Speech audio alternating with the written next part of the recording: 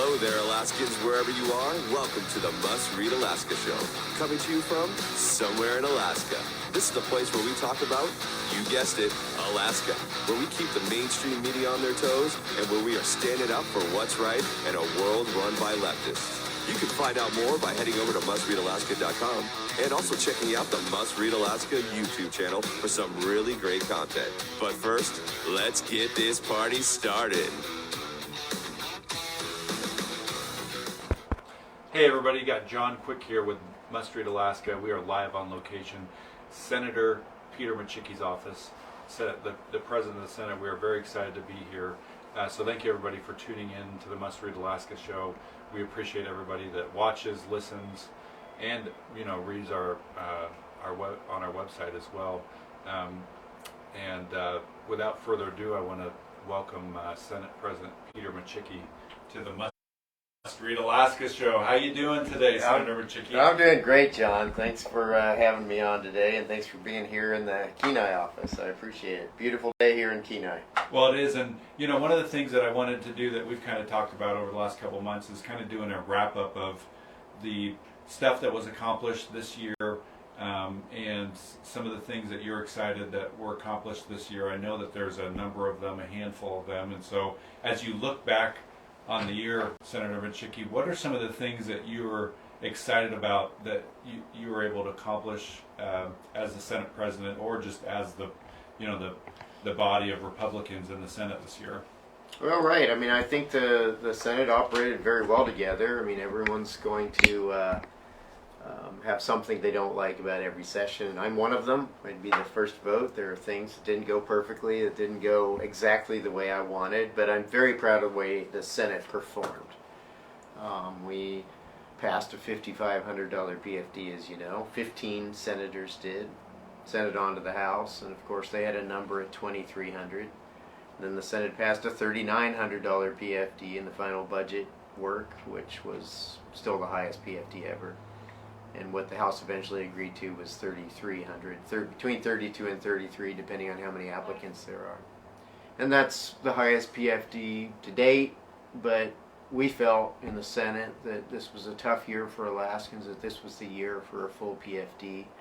This was the year that we got that, thief in the night called inflation that has taken so much out of our pockets over the last year. We're recovering from a pandemic. This was the year. We had the revenue for it, and we tried hard, but we simply couldn't get the House to agree. But as you know, 15 senators agreed with that and would have passed that number had we the ability to do so through the House.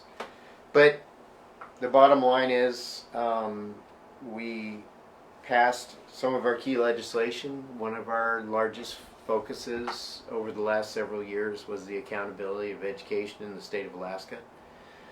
We passed 111. We actually stuffed it into 114 on the last night of session, which was a bill that was important to the House, and we passed it by unanimously in the Senate twice. Now, what does 111 do? It's a read-by-9 bill. Yep.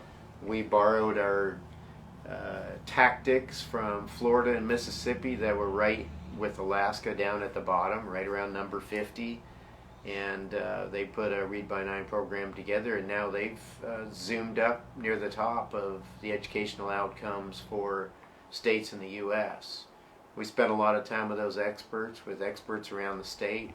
We passed the bill. The House eviscerated the bill in their House Education Committee. They're good at that, right? They're good at that. They tried to, well, I don't know what they tried to do.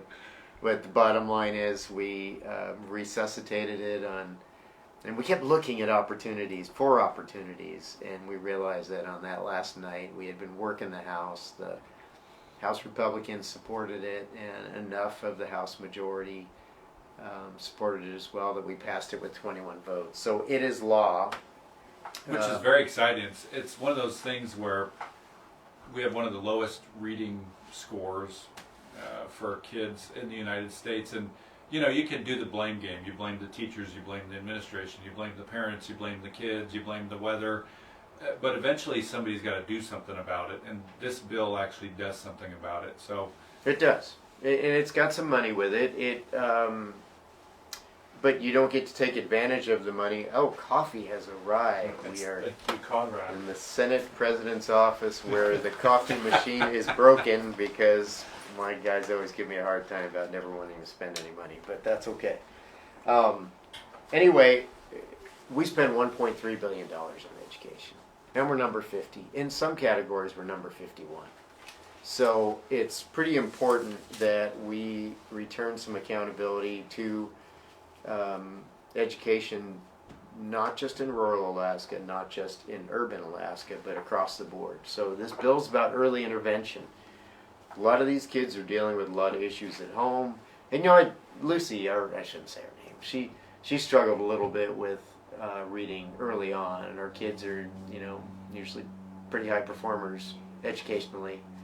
And the Kenai Peninsula Borough already has a program like this in place.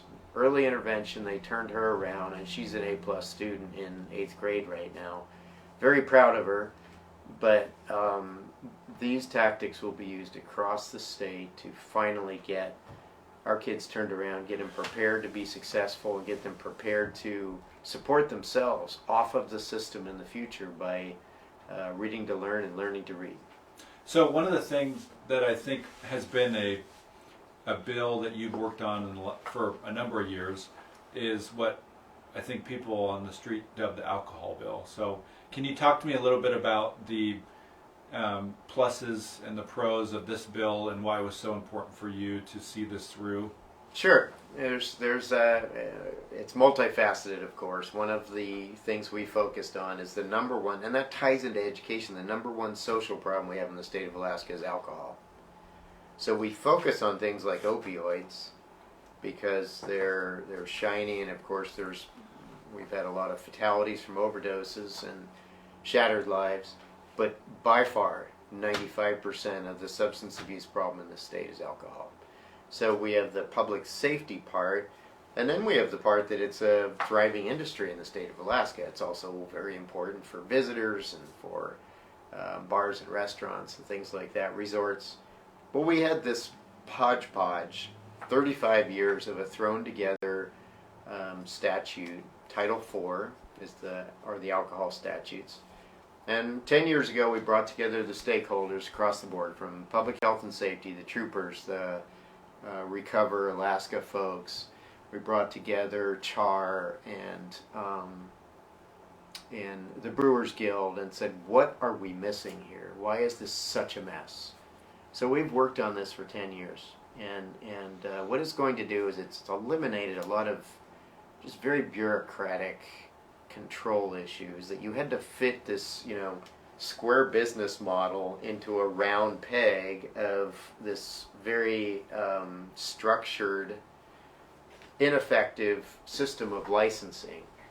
And we've created a system now where whatever your business looks like, you can secure a license as well as the endorsements that will allow you to operate exactly the way that you operate. It includes some funding, self-funded through the program, not external state dollars. That will also increase the ability to educate people about, young people about the issues with alcohol.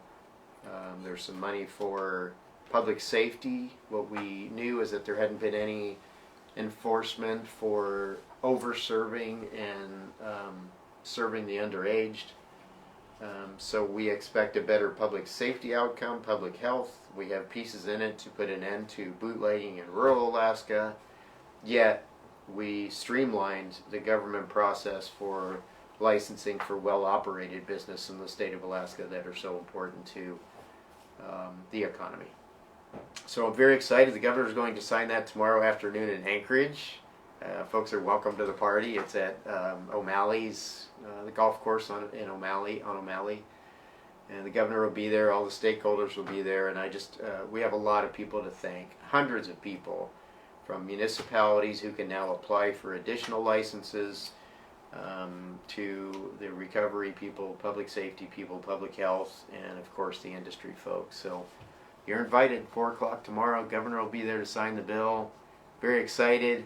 Apparently, there's a beer that has a new label that I'll have to get you one, John. And the label has my name on it. It should have Nice, Dean's name on it. that's awesome. But it's kind of fun. It'll be fun to have on the bookcase someday when I'm in the home. So you've been in the Senate for a number of years, Senator Micciche. Is there anything that sticks out? You know, let's say there's somebody out there that's listening that's interested in running, but maybe they're 25 years old and they are thinking, man, I want to get involved in politics, or maybe they're a soccer mom or a stay-at-home dad or whatever it may be, and they're thinking, man, how do I even get involved? You know, they're sitting here watching the Senate President, and you and I both know this doesn't just happen overnight. It's a lot of work, it's a lot of meetings, it's knocking on doors, it's a million phone calls. But how does somebody initially get involved? What kind of encouragement would you give to somebody who's looking to get involved in politics? So I got involved because of, so I've always been involved in the community. Of course, I had a 35-year private sector career with ConocoPhillips. I've owned restaurants and some smaller businesses, and we have rentals, and we've always been very involved. While we had the half of our lives that was about revenue for the Micciches, we always had the half that was about serving the community. And when a city council position came up, some friends really kind of pushed me for it because they didn't like the way Soldotna was going. They thought there were some cuts that could occur, and we could have had our savings that kind of a Soldotna fiscal plan. So I ran for city council, and then Dave Carey ran for borough mayor the next year, and the same group of friends came forward, and I became mayor of Soldotna. And it's so Alaskans have an incredible amount of power as constituents. What we did in Soldotna in transforming that community was not because of me. I just merely served as an agent for the people. The 4,500 people that came together and just blew Soldotna up. I mean, you've seen what happens there. We built the park, we built the cemetery, we instead of searching for outside logos to bring to our community, we empowered local families. I mean, think about Addie Camp. We empowered local families to just do these incredible things, so the money stayed in our community. And about the time my second term started as mayor, I started worrying about the perfect storm of the lack of a fiscal plan in Alaska as a state, and decided to run for the Senate. And I would suggest that anyone that wants to get involved, start locally, kind of get your legs under you on how to work together with people, how to get things done by bringing people together. And I think we've done some great things. I think we've had a great team. I hear the same things and agree. So what I was able to do in Soldotna and cutting property taxes 3 times before I left until they were lower than the surrounding unincorporated borough, I wanted to do that for the state. We don't have a statewide tax, but I wanted the Alaska state government to be equally efficient. It's different. So what I always say is, if I was the only legislator in Juneau, I would have fixed it a long time ago. It's those 59 pesky others that kind of get in the way of getting it done. So it's a very different system. But I think what I've loved the most about this job is helping people that feel like they don't have a voice. The disabled community, veterans, a widow that didn't get her PFD because of some bizarre mistake that occurred.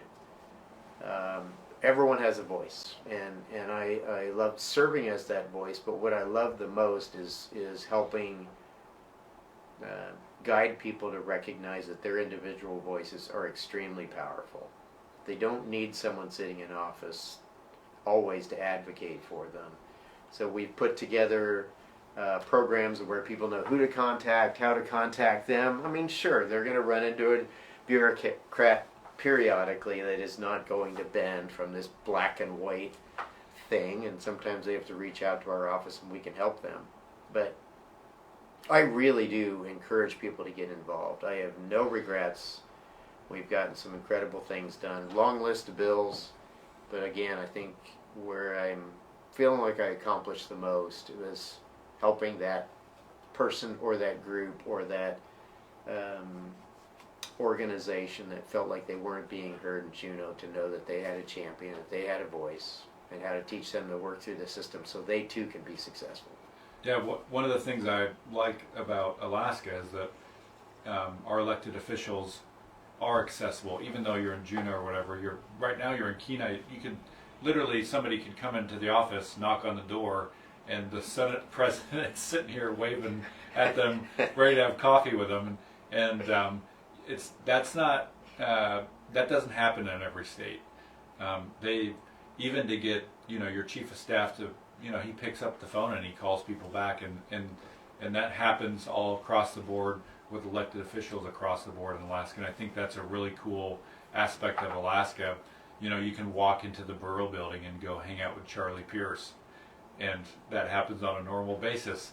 And so I've always appreciated that about not only your kind of mantra with how you've approached your constituents is your open door kind of policy, and you call. I've been in your car with literally you're picking up the phone every 5 minutes to talk to people in your district, and it's not like the president of some company and the whatever of this company. It's just normal folks that you talk to, and I've always appreciated that about you. So well, if there's someone on the Kenai that doesn't have my cell phone number, I would be surprised. And my wife, she'll just will be at something, and or a family thing, and the phone will ring, and I'll either text them, I'll get right back to you with my family, or I'll pick up the phone. I think it's really important for people to know that they have a champion that's willing to pick up the phone and talk to them.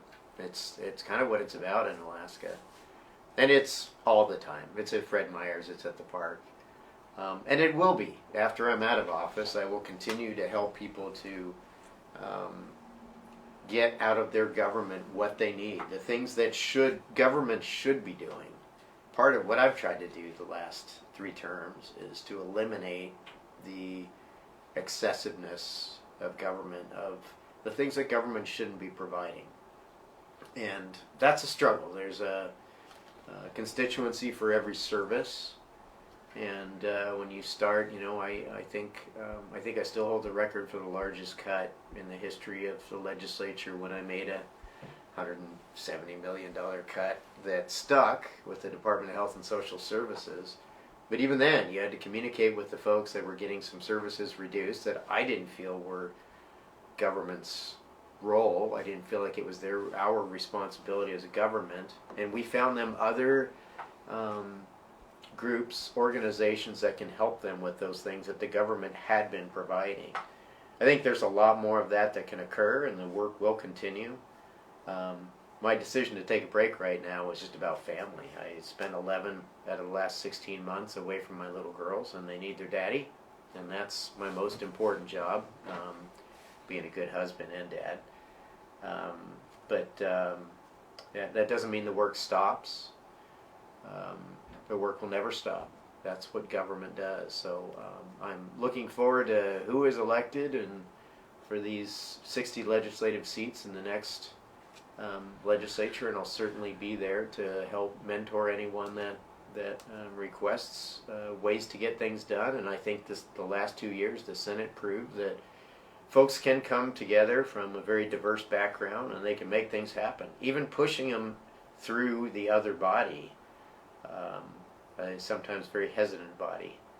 So I'm proud of our group this year, proud of our group last year. I think the Senate majority worked well with the Senate minority. We were kind of a 20-member team, which is very unusual considering we didn't have to pass things that we don't believe in as Republicans to get the Democrats to work with us on the Read by 9 bill. I mean, Tom Begich sat alongside Roger Holland, Shelley Hughes, and I, and we got that bill through. Very conservative, effective tactics that should turn the world around in Alaska as far as education goes. Yeah, I'm sure he got a lot of flack from the unions about that sitting beside you guys, but it's a good point to show that you were able to get things done across the aisle no matter what, and that was not so in the House. The House was a bit of a mess the last 2-3 years, and not organize, wouldn't organize, until months in, and you guys were getting to work day one. That's right, and that was hard work. That was a lot of hard work of people having to. Conservatives don't like the word compromise sometimes, but the bottom line is this: politics is a team sport, and we pulled a team together that didn't agree on every issue, but we were able to get the job done. And I'm proud of this group, from the most conservative to the Democrats, who worked very well with us, frankly. We had a 14-member Republican majority, and on bills like 111, the Read by 9 bill, it took Democrat participation, which got the last few votes on the House side, because we didn't have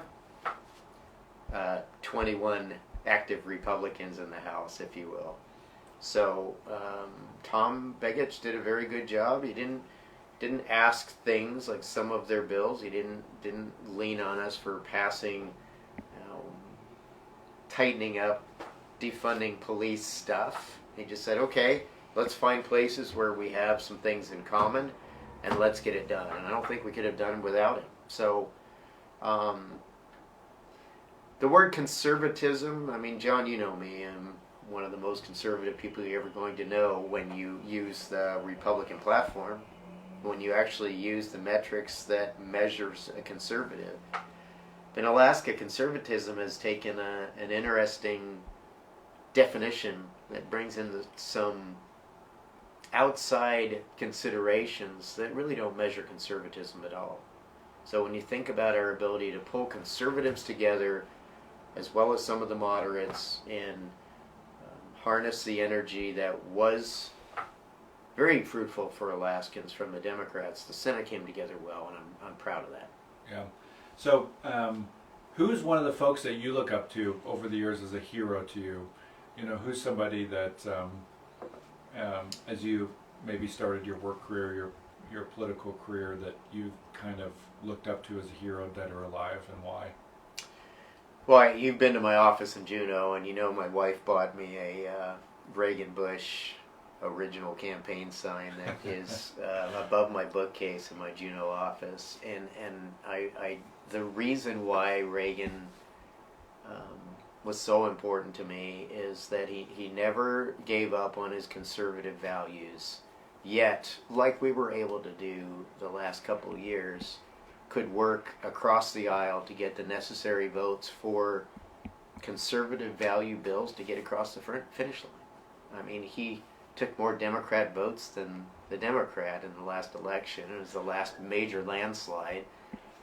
Did he give up on his philosophies or objectives or what was in his heart? Never.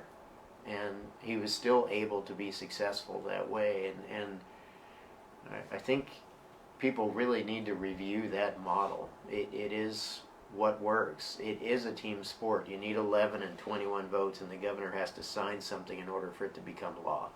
That means people do have to work together.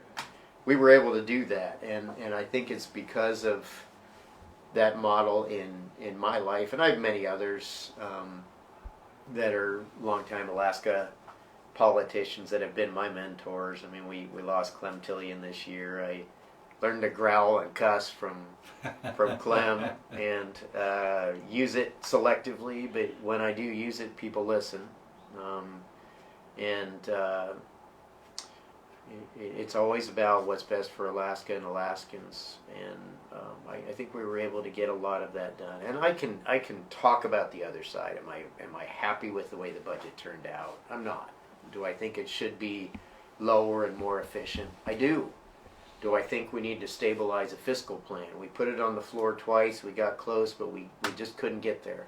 And that's work that still needs to happen. We live in a state that does not need to be taxed in perpetuity.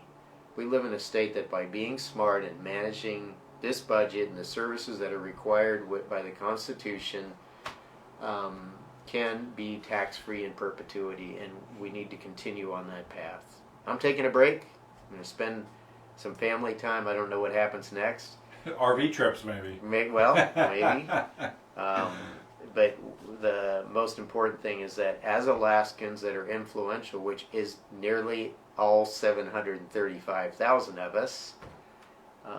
We need to continue leaning on the legislature, supporting them and encouraging them to secure a fiscal plan to make sure we stay off of the roller coaster ride of spending too much when the revenue's high and starving when the revenue's low. We can do this, and I will continue to push for that outcome.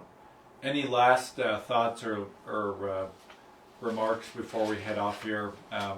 Anything you didn't get a chance to say, or leaving the listeners with any last words here? No, I want to thank the listeners and the people of Alaska for their support all these years. I've been in politics for 17 years now, and private sector guy, it was kind of foreign to me. I've tried to put those philosophies in play in government, and I always think that there's room for that, but I appreciate the people remaining engaged. I think it's ultimately the most important influence on the legislature, and I ask that they continue to do so. Ask that you don't always get your news from Facebook. We have Alaska Basis. You can look at the facts, you can watch the hearings, you can see what your legislators are doing. I've seen some fairly inaccurate things, but of course for the must-read listeners, we're conservatives that want what's best for Alaska, and I ask you to remain engaged responsibly, support those that are doing the right thing, help guide those that sometimes are led astray, because you're typically stuck with folks for 2 or 4 years, and often those that are the incumbent stay in office for quite a while. So alienating them is not effective. Let's try to drag them on the right path and get the right things done for Alaska. And you have more power than you know by engaging responsibly and respectfully with your elected officials. So keep it up. Awesome. Well, thanks so much, Senate President Peter Micciche. I'm John Quick here with Must Read Alaska, and you have just been with us here for the last half an hour. I've been in conversation with Senate President Peter Micciche, and we thank you for listening to the Must Read Alaska show, for tuning in to the Must Read Alaska show. This can't happen without folks like you. If you like what you hear with Must Read Alaska, or like what you read with Must Read Alaska, please go to the website there and check us out. There's a donate button if you like us. We aren't funded by big foundations like the mainstream media here in Alaska. We don't have tons of staff and huge budgets. It's Suzanne and I running around Alaska trying to do the best we can. So thanks so much for tuning in. Till next time from Somewhere in Alaska, I'm John Quick.